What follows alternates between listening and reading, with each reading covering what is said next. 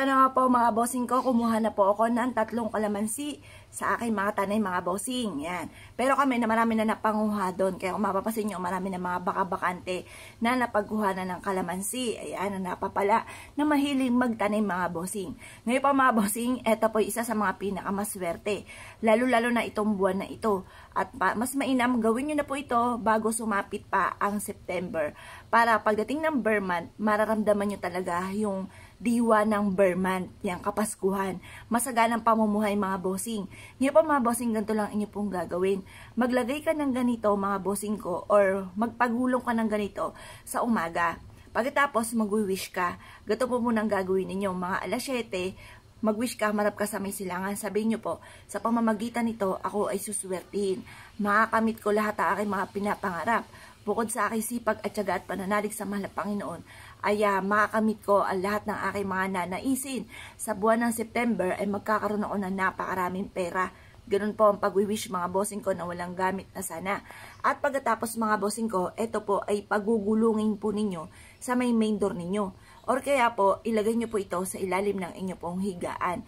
Pagkatapos nyo pong ilagay ito, kailangan alisin nyo na sa isipan nyo na kayo ay malas. Alisin nyo sa isipan nyo na kayo ay walang pera. Dapat nasa isipan ninyo, kayo ay mapera, kayo ay kailanman na hindi maubusan ng pera at makakamit nyo lahat ang inyong mga pinapangarap. Ganon ang mga pag-wish, walang gamit na sana, direct to the point. At pagtapos na po kayo mag-wish mga bossing ko, ay mainam, nasubukan nyo po ito. Ito po ipagugulungin nyo nga po. At pagtapos nyo pong pagulungin, ilalagay nyo sa ilalim ng inyo pong higaan.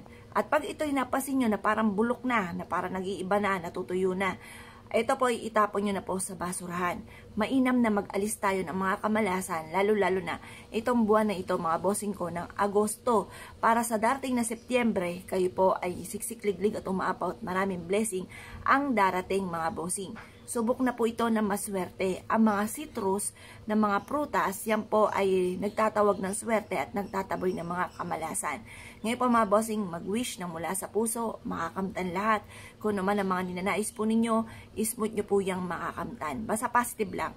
Ako po mga bossing, marami na ako nabigyan ng payo na laging isipin panay mga magaganda at ang mga pangit ipagdadasal sa mahal na Panginoon. At yun nga po mga bossing ko, ngayon sila po'y positibo na sa buhay.